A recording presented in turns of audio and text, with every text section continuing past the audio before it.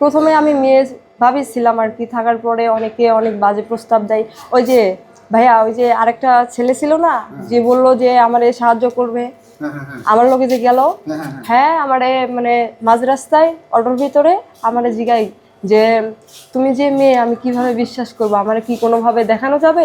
আমি তখন তারে বলি যে কেন, আমি আপনাকে কেন দেখাইতে যাব, দরকার হলে আমি ডানপিনে যাই, ওখানে যদি মহিলা পুলিশ থাকে তাহলে আমি তারে দেখাবো।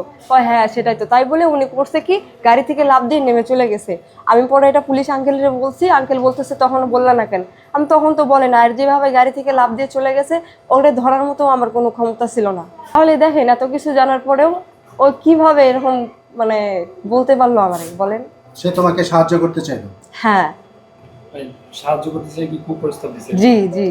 না এখন আসতেছে না। হ্যাঁ হ্যাঁ, সবাই জানে যে আমি পুরুষ, আমি মানে বয়স কম, এটাই জানে। পুরুষে যে রিক্সা চালাইতেছি, কারণ এই যে আমার বাপে একটা বিয়ে করছে, আমার মায়ে একটা বিয়ে করছে, করার কারণে না পারতেছি আমি আমার বাপের কাছে যাইতে, না পারতেছি মায়ের কাছে যাইতে।